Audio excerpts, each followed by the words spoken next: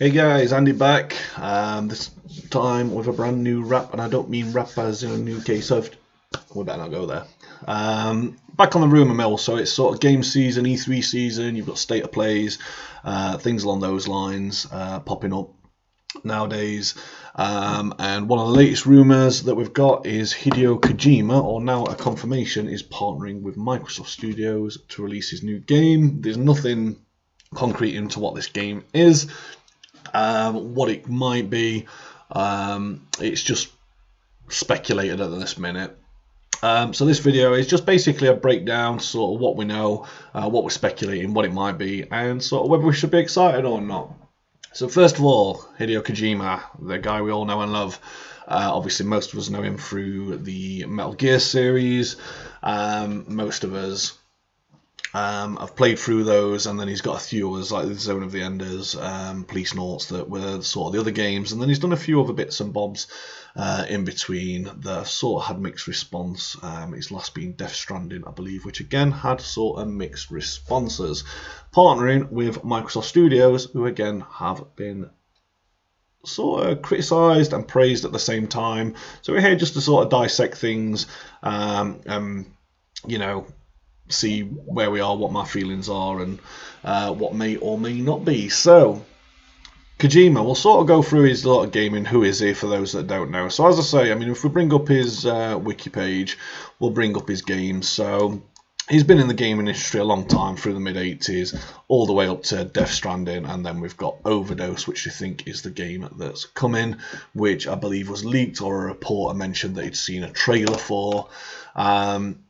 As you go through, I mean, you've got Metal Gear 2, Police Noughts, which I think was an offspring from Snatcher, and then, Beatmania, Zone of the Enders, great game, and then all the Metal Gear games throughout, Castlevania Lords of Shadow, again, mixed responses with that game, and then all the Metal Gear games. So we'll go through a couple of these and sort of say, my first thoughts are with Kojima, so it's great to see him back, and I always want to see anybody in work, and when somebody gives you fond memories, it's good to see them. But always seeing Kojima in rose-tinted glasses.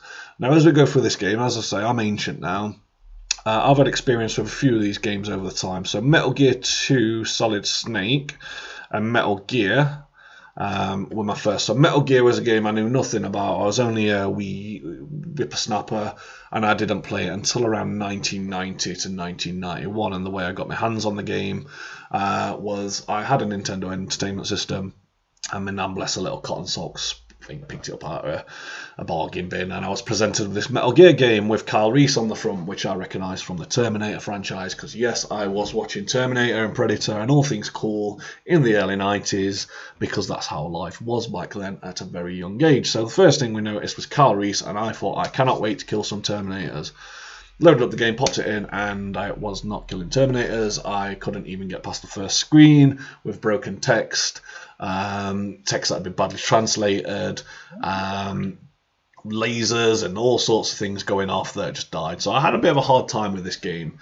And I think people of my age will either know this game or they won't, but probably have the same experience. It's probably those that are a little bit older than myself that had experience and fun with these games. So Metal Gear didn't really come into sort of wide recognition until we got up to Metal Gear Solid in 1998.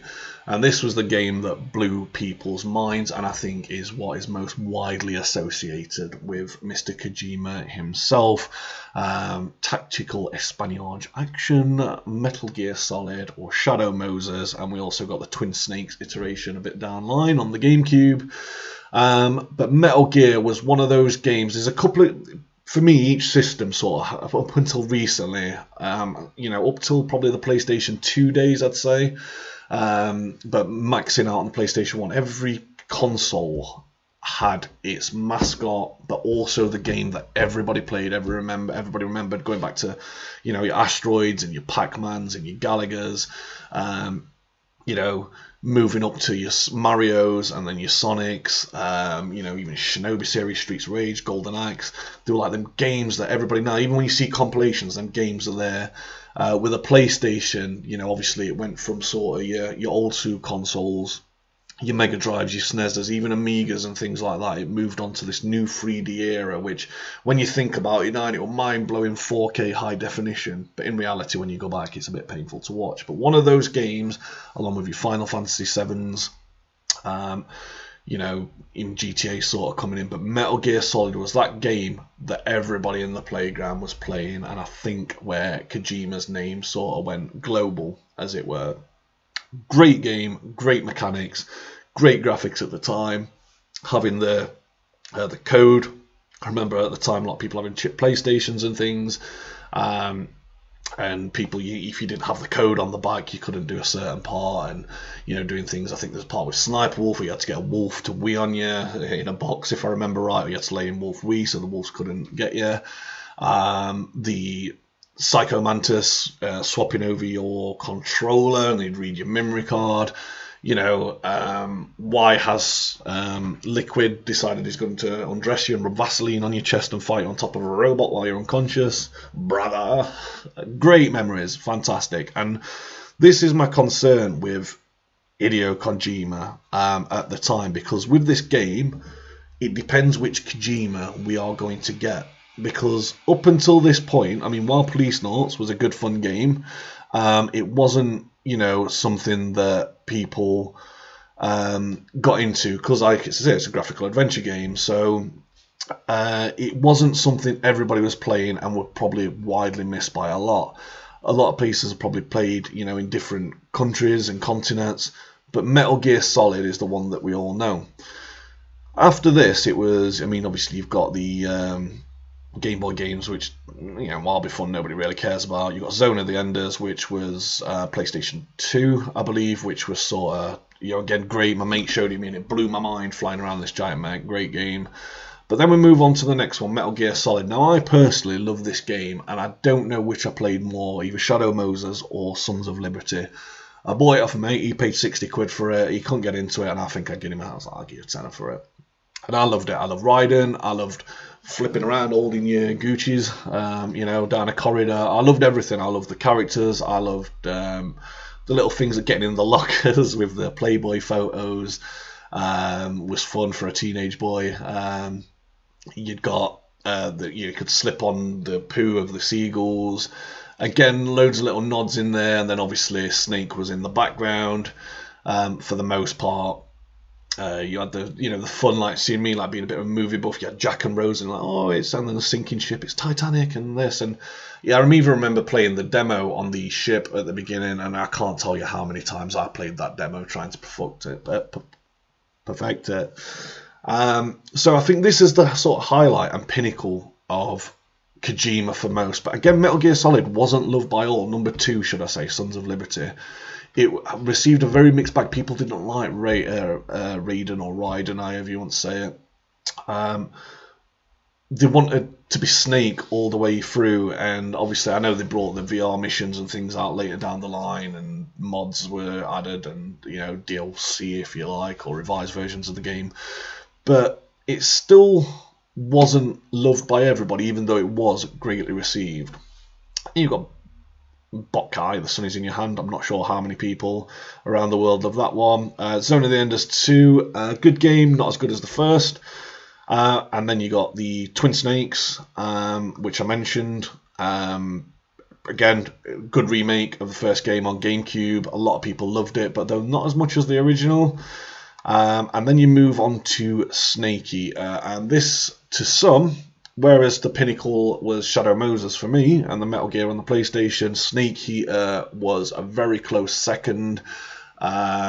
Great story, great characters, great setting, and this was the pinnacle for most. And I would say some people would agree that this is really where Kojima did hit that high for global recognition and a game being wildly loved, whereas the other two were either missed by some or played later in life or mixed reception.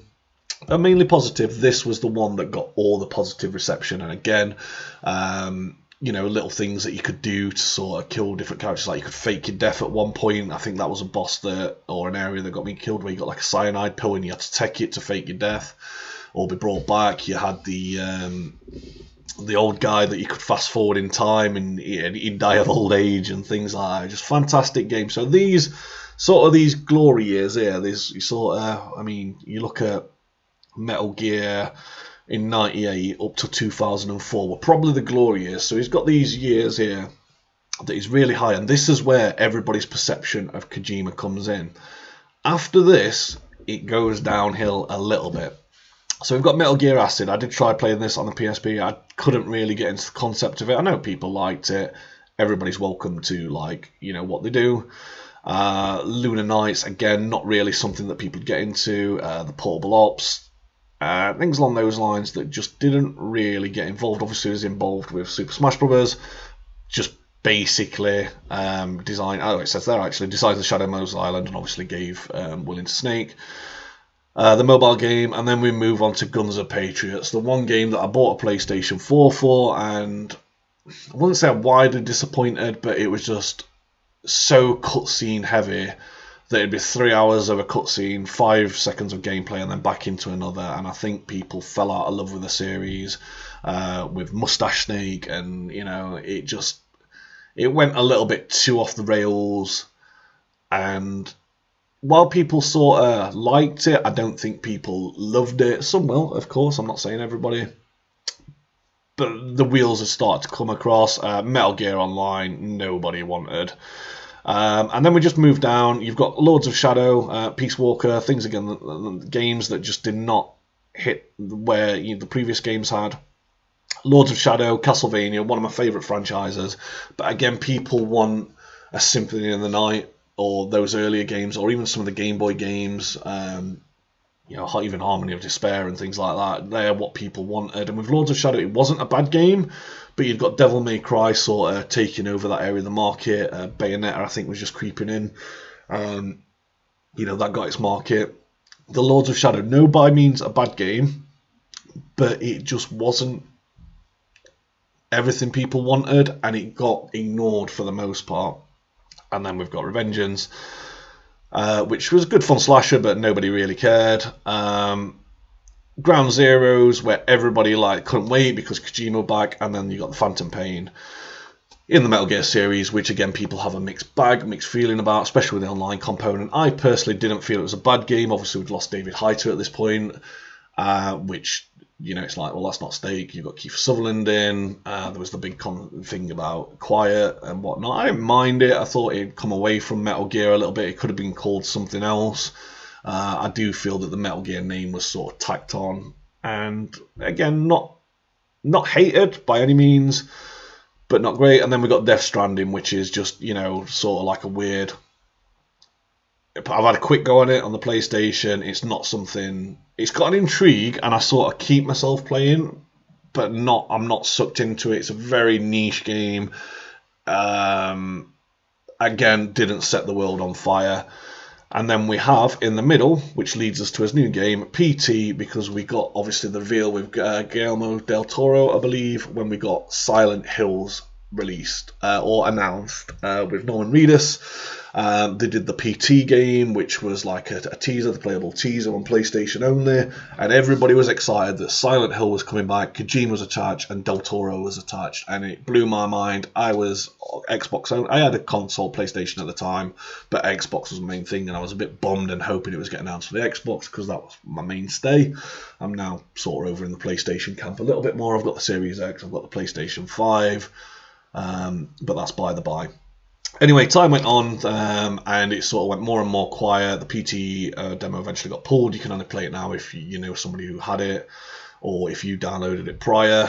There are sort of workarounds, but it's not available as far as I'm aware now anyway on the store, unless that's changed. I don't believe it's there. And it went quiet, and then they sort of parted ways.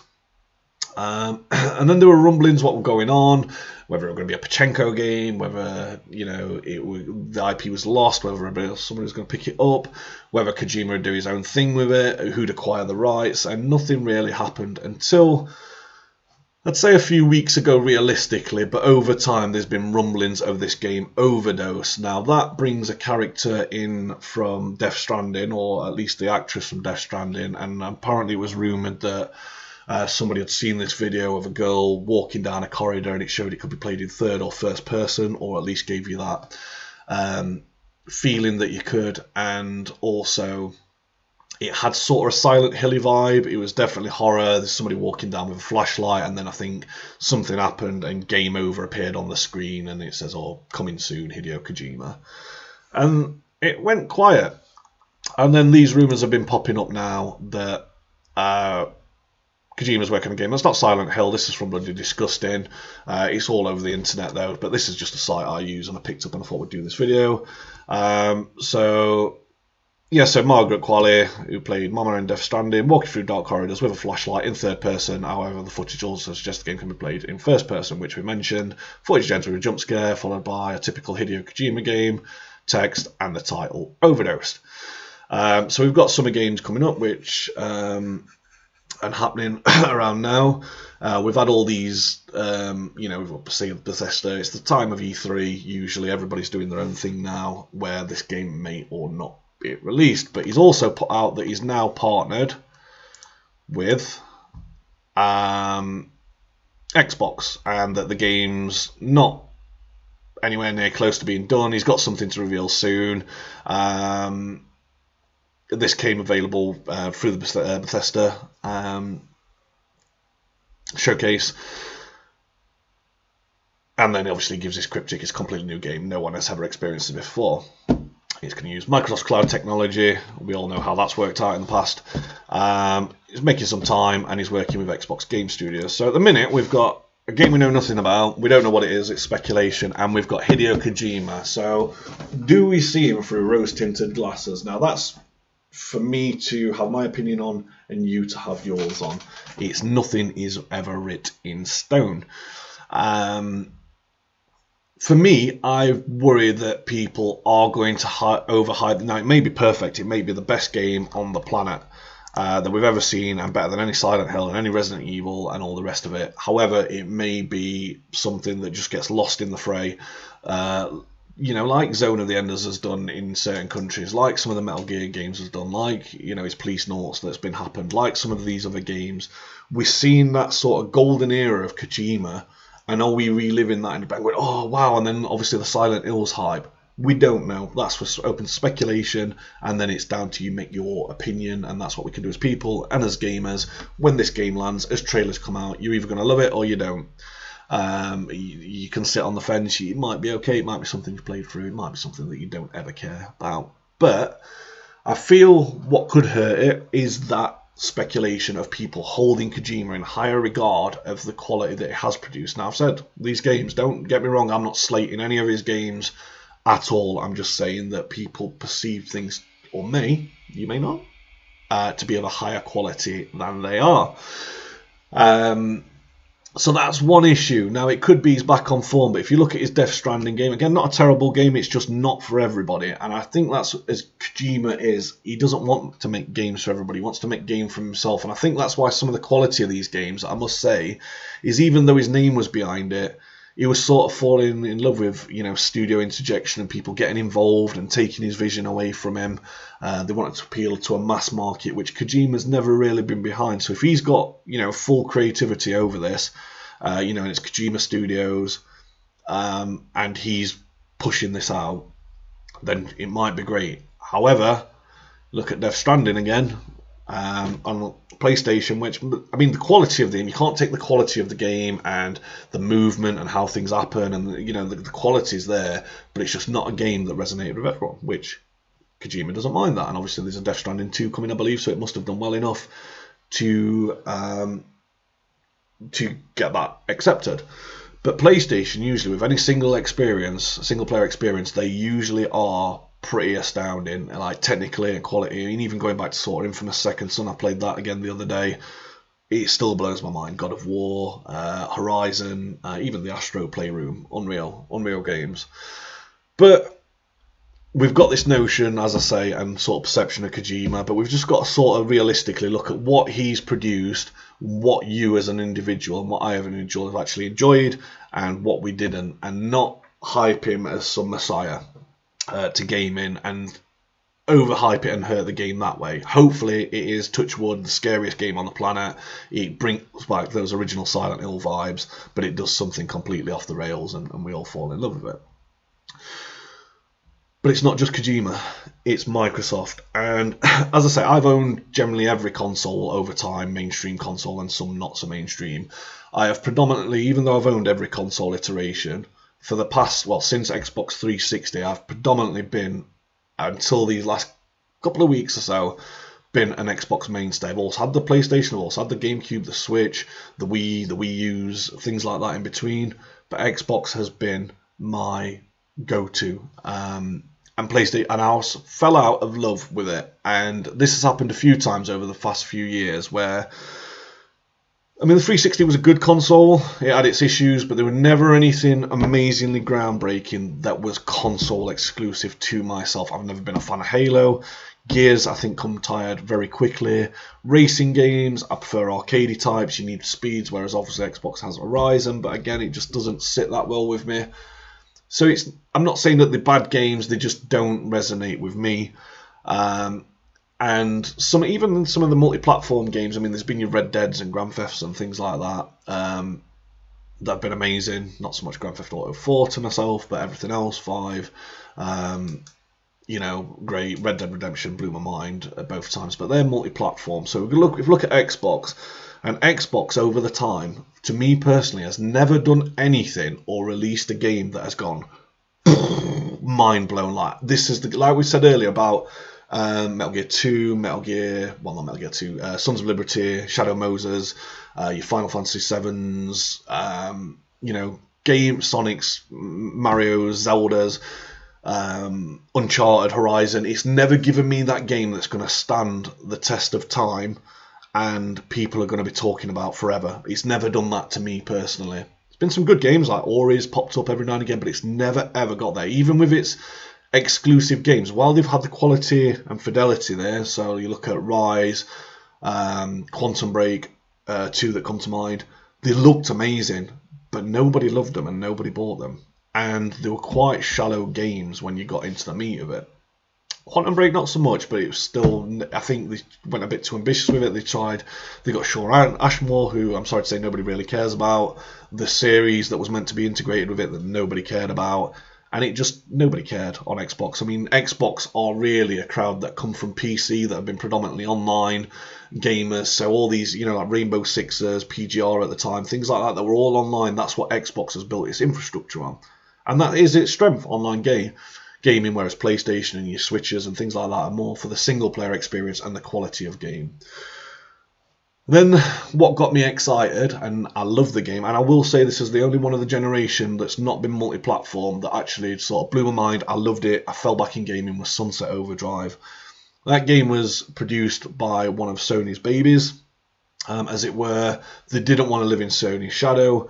They came across, they did Sunset Overdrive, and with all the promises of being partnered with Microsoft, that they were going to get all this marketing, they were going to get all these online cloud services, they were going to get everything. Microsoft were going to push it, it was going to be a game as a service, it was going to go on forever and live, and it was going to be one of the greatest games that you ever see. And it was a great game, it was fantastic. The problem is, Microsoft didn't keep up their end of the bargain. They sort of left them to sort of do their own thing. They didn't really support it, they didn't follow the marketing campaign, they didn't push it. And it was, even though a lot of people who played it loved it, it was never pushed out to the world as it should have been. And it hurt it, and in the end, they took the ball and they went home to Sony, apologised. They became, part of their studios, and there's rumours now that Sunset Overdrive is now coming back to PlayStation 5 and 4 potentially, as either a remake or a remaster, but with Sunset Overdrive 2 attached to it. And this is a studios that games are quality. When you look at everything they've done, it just blows your mind. And Microsoft have had the chance and had this in the end. It was the same. This is with a follow-on with the story. I mean, Microsoft just wanted to sort of push out an half-hearted game anyway. But because of the damage done by Sunset Overdrive and because of the sort of response Microsoft gave, to Marvel, who are refusing to make mediocre games, and if they are, they're sort of taking that license away or saying you fix it, like what's going on with Avengers at the minute.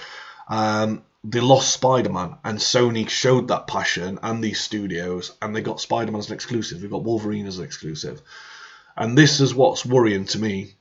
Again, with this now, I'm going to pause the video, so I might be back in different. I've got to go and pick up my little one now, but we'll continue this back, and we'll go into why I think this could be trouble or something that we need to consider. So I'll see you in 2, guys.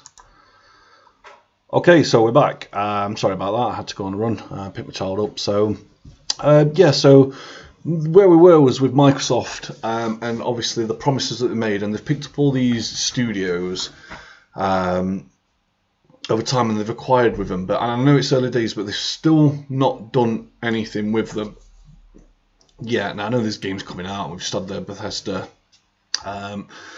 announcement and things along those lines, but I'm still waiting. And it's same with consoles. Like I've said before, it's not always about. I mean, obviously, I want to see graphics and I want to see all these nice technical things. I mean, if you look at Horizon on PlayStation, where she rains and you'll see the dirt sort of transform around her face, and she'll sort of wash herself off. Brushing fingers through. They're technically astounding, and of course, we want to see that. But when you're hearing about the world's most powerful console and we can do all this, but then all you're getting is 2D pixel shooters. Now, obviously, this is not going to be a 2D pixel shooter, I hope. But we never know, so it'd be nice to see. And we don't know if it's going to be platform exclusive. We're going to probably say it is. We'd be Microsoft. It's probably going to get to Game Pass. Issue I have with Game Pass is, again, somebody who's been subscribed to it a long time, and as big as a gamer I have, I mean, I do own a lot of games. If I want something, I'll generally pick it up.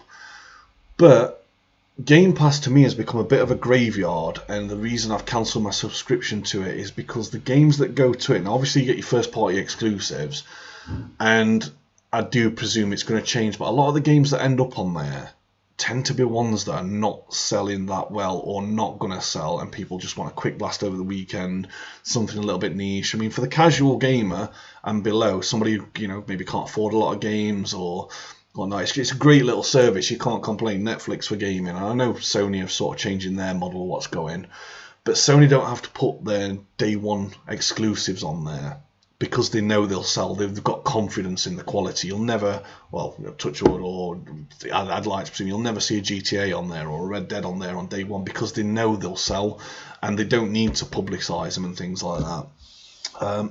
So that's my main concerns with the game. I mean, obviously we don't know yet. It's still early days. It's probably not going to be released till next year or the year after. But another worry is, and this is a console sort of thing that we're going through at the minute, is obviously it's been out just over a year or so, hasn't it? The series consoles have been out on the PlayStation 5, and they're not in everybody's home yet. The Series S sort of became widely available, or more so. The Series X and especially the PlayStation 5 are rarities in the wild, and there are already talks about this 0.5 generation. And having now, obviously, I would like to see a streamlined version of it, a mini, because I mean the Series X is not too bad, but when you look at it, you can't see it. But just over the PlayStation 5 is a mammoth console. But these games now, and I think this is the problem that we've had with Cyberpunk being the big example, is there are so many fingers in pies in terms of console at the minute. So if you look at Cyberpunk alone, it's got to fit. Was 360's gone, done. So it had to fit the OG Xbox One, which was an aging console and struggled. Then it had to sort of run the One S. Then the One X it has to have enhancements for. So you've got the One, the One S, the One X. Now the One S and One X and the One are all part of the same family, but it's not just as simple as putting sliders up and down on the graphics. It's just not. Okay, so that's 3 consoles in one family. Then you move to the Series S and then the Series X. So in one Xbox family, we have 5 consoles to sort of consider. But then you've also got PS4, PS4 Pro, PS5. Oh, and then we've got PC. So you need all these consoles, and then if you bring the Switch in, that's just something else entirely that I think is hindering games being made. And that's another concern with me with Microsoft. Now, PlayStation 4 was a great console. PlayStation 4 Pro obviously had the power, and then you've got the PS5. they seem very now. I know we can talk about emulation, which has not been great for the older generation of stuff, but when it comes back to running games and upscaling the games, it seems a very simple process on the PlayStation. And they now seem to be getting away from this old gen, and mixing and matching with things. But now with the Xbox, you've still got the One X. The production has been stopped. You've got the Series S, Series X, Series consoles of games that they've sort of got to hold back for. Now, I know there's patches and things, and it's been nothing new to get HD texture packs and things as well and stuff like that. But just from what I've seen from my personal experience with the Xbox family, that does hold another concern for me personally. And makes me worry a little bit slightly about going Xbox. Because we've got the fingers in all these pies and all these studios, and it's becoming a bit of a monopoly now, in my belief, and it's taking away what makes gaming fun. Where I've gone across to the PlayStation, they're not a perfect platform. However, it's made me fall back in love with gaming again. But that's it. We don't know too much, so it's just your thoughts. And what's going on? What would you like to see from the game Overdose that we think it is? I mean, obviously that's the sort of title we've got in place. That's what we're all speculating towards it being. What are your thoughts? What would you like to see from the game itself? Have you got any concerns? Do you want to see it? Would you prefer it multi-platform? What are your thoughts on this? Stage exclusives. I mean, I'm personally still for exclusives. It's what separates game consoles apart. But I just wish the quality was there on both hands as it was. But anyway, guys, that's enough of me rambling. I think half an hour of me is more than enough. As I say, I've got no gameplay. I do apologise for that. It's not available. As it does come available, we'll obviously cover it a little bit more and sort of see what we think as things get revealed to us, the public. If you like the video, if you want to give it a thumbs up. If you want to subscribe to my channel, please do. That'd be fantastic for myself and the growth of the channel. And then if you want to comment down below with everything I've mentioned, anything that you sort of agree with or don't disagree with, I like to sort of try and keep in touch with you. And then also, what would you like to see from this channel? Obviously, I've done guide videos, I've done sort of retro games, I've had a little bit going on personally these last couple of months, so I've sort of been away from all this. And sorting other things out. But if there's anything or particular direction you want to see this channel growing in, whether it's trailer reactions, whether it's game breakdowns, whether it's news breakdowns, what do you want to see from me to you? And let's make this channel grow. But other than that, guys, if you want to stay safe, enjoy your gaming, whatever console platform you're on, and look after yourselves, and we'll see you in the next one. So as always, peace and love, guys.